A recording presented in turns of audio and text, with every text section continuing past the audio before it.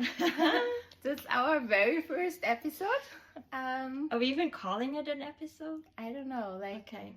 Yeah, maybe. I mean, it's not an official podcast, but it's, yeah. Not at all, maybe. I don't know. We don't know what it is. So that's a sparkle. Yeah.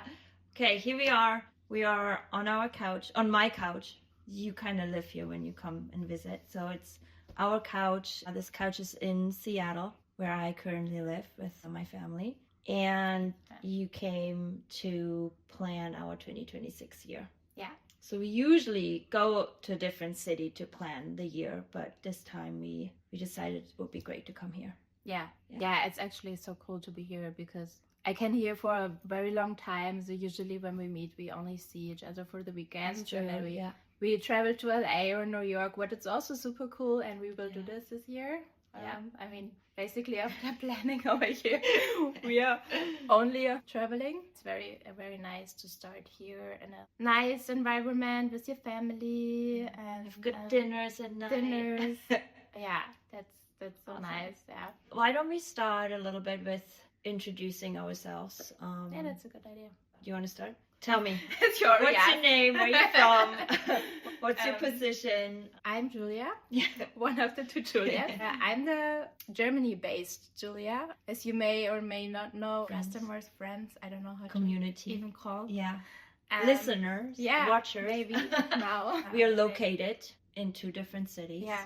So we are basically building our business for more than 3 years now. 4, if you... Anyways. But from different continents. And so I'm the German part. I still live in Munich. Yeah. Or, I mean, never planned to move, but I live there on my own. I'm responsible mainly for all the marketing stuff or whatever. Like, we only keep to say, I'm bringing the people to our website. And then you are responsible for taking them and guiding them through our website and get in contact. So you're the heart, I would say. I want to say, yes, that's always what we say, right? Like you're the brain and I'm the heart. But it's also sometimes, like we can... I'm the heart. And I want to be the brain. So maybe, yes, we're still flexible enough to be both. But from a day to day... You actually came up with that term. I don't like you. I don't really. Yeah. I only said once that you were the heart. Oh, you're the heart. Well, and then I wanted to give you a reasoning. You just want to be nice. Yeah, as always. But I like to think about, we have our dedicated areas, but we're flexible enough to step in. I know sometimes you answer customers, which we usually say that's in my corner of responsibilities, or well, I want to say that I help you with ads, but I don't touch Meta at all. So I'm very deeply afraid of that. Why did you choose Munich for you? Let's get back there. Oh, wow. Yeah. I mean, I lived there for a long time now, and I came for a business reason. I came like more than 10 years ago to work there for Vogue. And so it started as an internship. At Vogue? Yeah, Germany? Vogue, cool. And used to go only for half a year, but then it developed to an 8-year contract. And and then I don't know, I just stood there. Now all my friends are there, and I really love to have the opportunity to live in a big city, but at the same time it's so close to the nature, to the mountains. What I really need to stay focused, so especially on the weekends, I go to the mountains. Because you work from home, right? Like you... Yeah, of course. Like, okay, I mainly work from home. Sometimes I go to cafes or co-working spaces, rarely, but... Cool. And I also want to add here that super cool, I think, is that our both families, in your case, your mom, in my case, my mom and my dad, and my sisters in Bremen, but both of those units live in Leipzig, which I love thinking about it, because so often when I go visit my family, you visit your mom, and then we find a reason to meet. So we already have that in common. And maybe we even go further back and talk about how we actually met. Yeah. Because that's even cool. Actually, that's very cool, actually. Because, we met in Leipzig. Like those days, we studied photography. Yeah. Yes, exactly. Yeah, we were both, at that point, you lived in Leipzig, right? Yeah. Okay, so we both were living in Leipzig. We decided to do photography school or study photography. And we actually met at the first day. So in Germany, it's like you work at a shop, at a photography store with a photographer, and then you have school as well. And we met the first day of school because you and me were both the front row in the class. Yeah. We just looked at each other and we're just like, hi, who are you? Julia. I believe it was even like before we started school, because there was this intro day. The intro week. And we were both in the back. In the back. My head were in the front. About the people who lived there for a whole week, and we didn't want to do that. And That's we true. already agreed that we will go each day with my car. Yeah, because the school itself was further away. It was like an hour drive from Leipzig. Yeah. So we were carpooling every morning. I think we met at like 6 a.m. or something. But this is how we met. Yeah. We had several hourly talks in the car, driving super tired to school, most likely studying for a test that was happening the same day. It sounds like we were actually really having something. But it's crazy to think that we didn't know each other. Yeah. So, yeah. Yeah, that's true. It's a very long time. Yeah. And yeah. So, but now you're in Munich and you like it. Happy there. I mean, now we talked about me, let's talk about you. Okay. How did you end up here in Seattle? End up on this couch? Obviously, we met in Leipzig. I'm from Germany, but I moved to the United States as an au pair 2010, and I moved to San Francisco, and I stayed there for 10 years. So first I was an au pair, and then I started studying there. And with our photography background, it felt super natural to go in like visual arts and communication and all that, and had a blast and met my husband, Kelly, and we moved in together. We were already living together, and we moved several places in San Francisco. Then COVID hit. I was pregnant. I was carrying the child. And COVID hit. I lost my job at that point. I was an art director at Airbnb. And we decided to move to Seattle because that's where he's from. And we thought having family around with a child, having the ability to buy a house with a garden. It's been 5 years now here in Seattle. Mm-hmm. And as you know, we talk a lot about it, but I still adjust to the landscape of Seattle, to the level of energy that lives here versus California. I could talk on hours about that, but that's where we're at. That's the current situation. And I feel like we're in the same space where, yeah, we like where we are. I think you love it more in Munich than I love it to be in Seattle. But I think we're flexible in that way, where if tomorrow something happens and we would move back to California, I would do it in a heartbeat. Yeah. Would have already packed. But my suitcase is already packed. Yeah. But let's go back to San Francisco really quick, because I think it's a really nice story how you and Kelly met, and I wanna tell this to our customers. Let's get personal. Yeah. So basically, as a student, I was living in Noe Valley with this French lady. And I was just supplementing one small room. And there was this house or this apartment available in Noe Valley up the street. And I fell in love with it. I looked at it and I knew I needed to stay there. Obviously, it was like a 5-bedroom apartment. It was like $6,000 a month. And for my little room, I paid $800. So that's the max I had. So I talked my friend into it, and we decided to go to the opening where you look around and you meet the manager and all that. And while we were there, we met two other guys who were also looking at the apartment, who wanted the apartment. And I got super competitive, which usually I'm the nice person. I'm not. But I was like, I need to make sure we get this apartment, not knowing how to afford it, not at all. And I was ready to fight. And then one of the guys just came to us and was like, hey, do you guys want to live in here? Should we all get together and rent this space? Because there are 4 rooms, we're 4. And and I was like, oh, you can be nice here too. So we went out for coffee right after to see if we are a good fit. Obviously, we never met. And then it was great. And then me and my friend kind of went off, and then she turned around to me. She's like, I don't think I'm going to move in there. And I was like, okay, I mean, I cared, but you know, I have two options here. These two guys, I'm moving in, and we decided to move in. We got the apartment, and then we needed a fourth person, and I told the guys, I will handle it, I will manage it. I was really, I didn't want to bring in drama or anything, so I felt like I was really picky because those two dudes were super chill, super nice. And then I went on, I posted our opening on several different platforms. And then several different guys came and women and looked at it. And then one of them was Kelly. I did not like him. He didn't get a yes from me. And so, but the other two liked him, and then he moved in. And it took about half a year, and then we did our thing.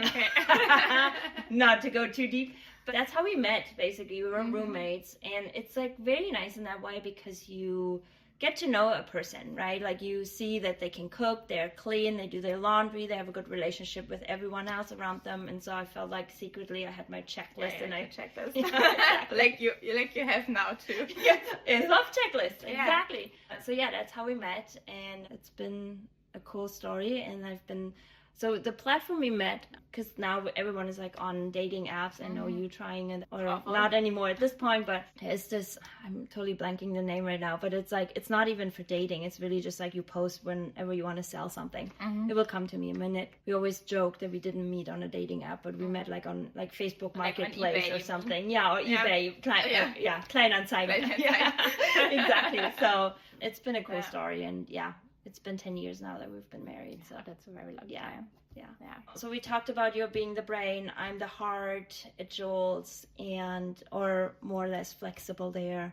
What do we want to do here? Like, I think it's fair to say that we always struggle with showing ourselves on social media. We're not the influencer. No, definitely not an influencer.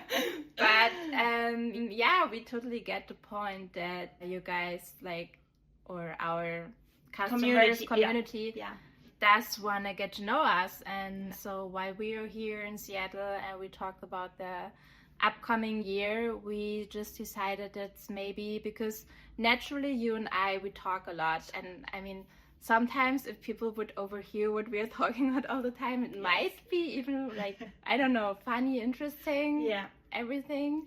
So we thought it might be a nice format just to go in front of the camera, but instead like talking straight to the camera, just like you and me talking to each other. And then also the other thing is that we are, of course, mainly like during the year, really like there's this long distance between us, and we need to find, it's 9 hours. 9 hours time difference. So we really need to find a format that works for us both. And so I mean, now we are here on the couch and it's super cool, but moving forward it will be you in the morning at your coffee table and me at night somewhere in my apartment. And we will talk to each other, and and we just invite people to listen and to learn a bit more about our day-to-day life, our jewelry, of course. And also maybe we can talk about more like the design process. Totally. Personal stuff. First personal stuff, and then talk about our jewelry. Totally.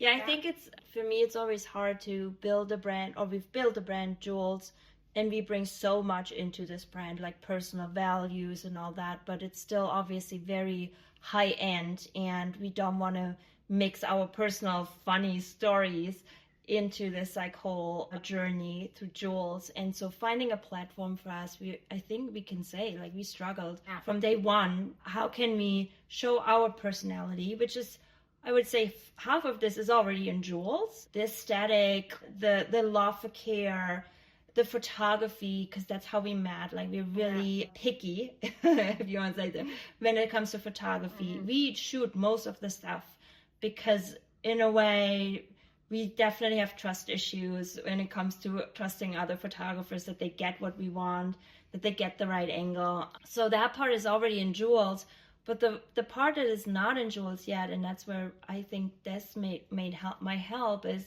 the fun we have, you and I. The reason why we are in a partnership, relationship, whatever you call it, friendship, and bringing people into in that like kind of bubble of Julia and Julia. Yeah. And obviously we had help in terms of like navigating and like just talking to Jet. And what I really loved there, best coworker. Yeah. What I really loved there was the perspective in terms of like 2 co-founders, you and I, 2 cities, Munich, Seattle, and you could even argue there's a 3rd city because everything that like our whole jewelry, our babies are made in LA. Yeah. We can discover that area too.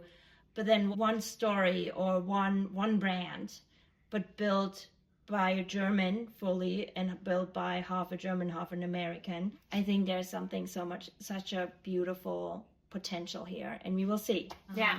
But yeah. That's so true. Yeah, and I mean, speaking of that, maybe we want to share why we started and how we started, and like, yeah. Go ahead. Well, we were working on a project together. I was working from a brand perspective on a project, and we should say, like, when you moved to Munich and worked for Vogue, I moved to San Francisco, and for some crazy universal reason, we always kind of stayed connected.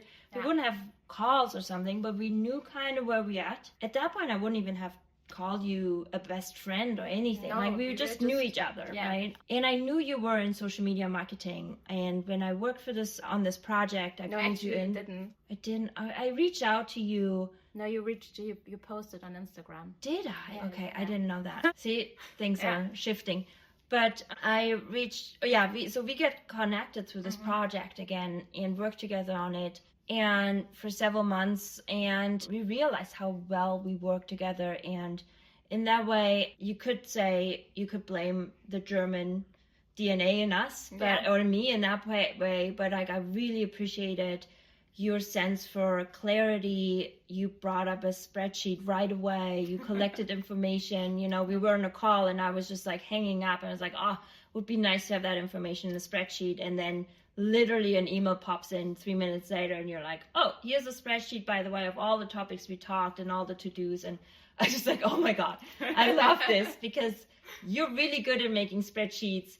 I'm really good at taking them and making like to-do lists and working them up. So I think like that led us into, hey, shouldn't we work on a project together, on a company even? And the project that we worked on was a lab-grown diamond business. And we were both intrigued. I mean, you came from Vogue, which is obviously high-end fashion and all these topics. I came from a background of like branding, photography, but also at Airbnb, I worked in the luxury travel industry. And it just felt like we should do this. Like, it was like unknown, but we both love the unknown, and we love to learn new things. And I think we are always eager to really test us in a way, in our strength. And so we stepped into it and started Juwels. And in my view, I feel like we knew that it was Juwels right away, because Julia and Julia, I was called by a friend in my high school years. They called me Juwels with a Z at the end. And then jewelry, like I don't know, I think you brought it all up and you're like, oh yeah, let's do it. And then the Juwels & Co., I think that was something where you're like, oh, it's Tiffany & Co. Like, that would make sense to add a Co there and not just Juwels. We will see how that's going to end up. But yeah, it was a fun ride. And it feels like I've never have not done Juwels. Like, looking back, thinking it's just 3 years, because I feel like Juwels has been always in my life. And maybe because it's part of us so much, right? Like, that it's like a baby. Same with my daughter. I feel like, what were the years before she was born, and she's only 5. And like, what did Kelly and I do before she was born? Like, in a way, I was like, what did I do before Juwels? Like, I feel like I was just lazy. But yeah, it's nice to compare. Actually, So yeah, it's a good summary. And for me, it's the same. Like, I feel like meeting you again, like, I mean, we knew each other somehow, but there was also a long distance and a long time where we didn't really had contact. It's just like how you said, like, we knew somehow where the other is, and but that was it. And then like reconnecting through this project, and then actually to get to work together, because this was something we never did. Like, we drove in the car together. We cheated at school together. That was it. And that was really like, it was switching something. Like switching. The Hebel wurde umgegangen.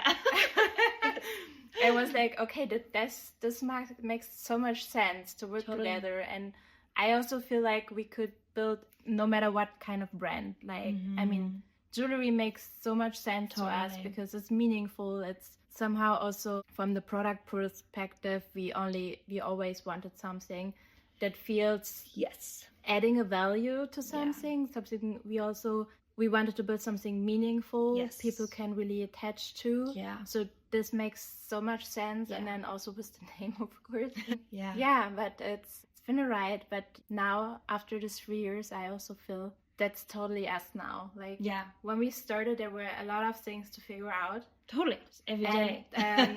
The ideas, they shifted so much, and now it's just like, and you feel it in every product that we are designing and every concept that we bring out new. It's like a signature. Yeah, I agree. I think like thinking back about the last 3 or 4 workshops that we had, and sometimes we have them throughout the year as well. But there was always brand involved. We always were like, okay, we need to nail it down. It just doesn't feel yet where we feel like that's a signature. But this year we didn't have it on our agenda. We had like packaging, which is part of it.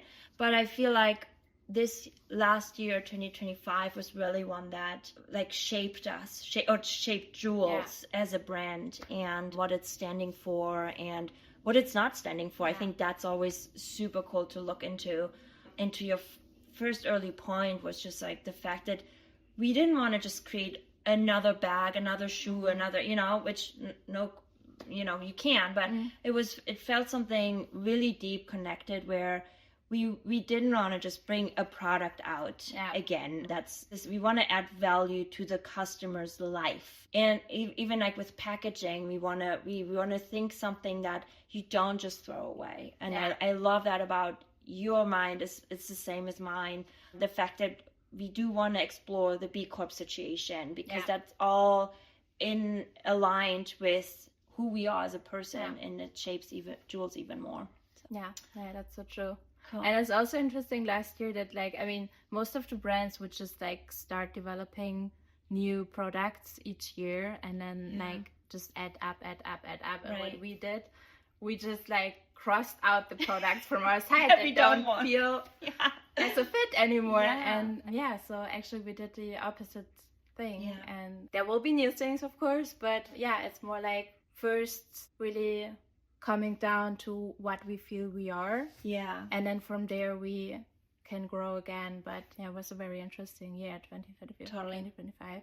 It was a hard year, personally, I think. And company-wise, I think we had tons of learnings. And I love that about you as well, is that just because we had a hard year, or we call them learnings, we don't call them failure or anything, because in my eyes, and again, that's the partnership I love, is that nothing is a failure.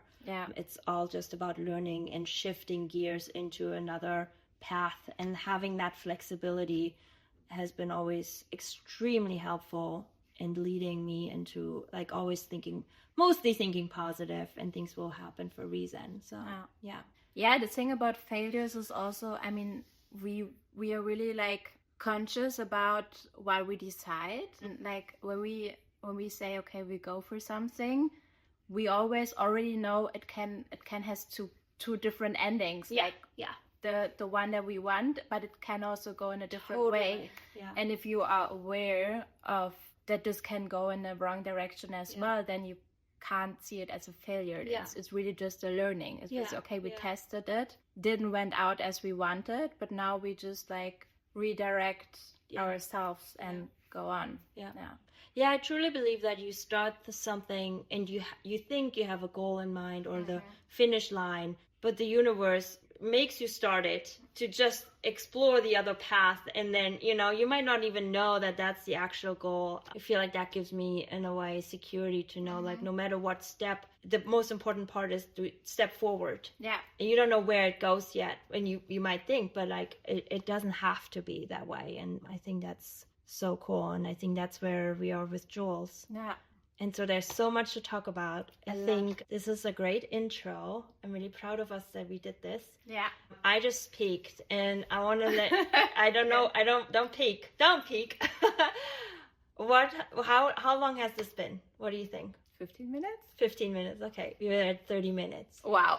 Okay. Our goal was... Be afraid if you cancel 5 minutes. Yes. So our goal here was to film maybe like, first we said 30 seconds. Then we said like, well, maybe 5 minutes. Well, and then you were like, last night at dinner, you were like, we should maybe aim for 15 minutes. And here we are, 30 minutes. Yeah. Maybe it will turn into a full-on podcast. Maybe, yeah. Let's see. All right. How our community will like it. Yes.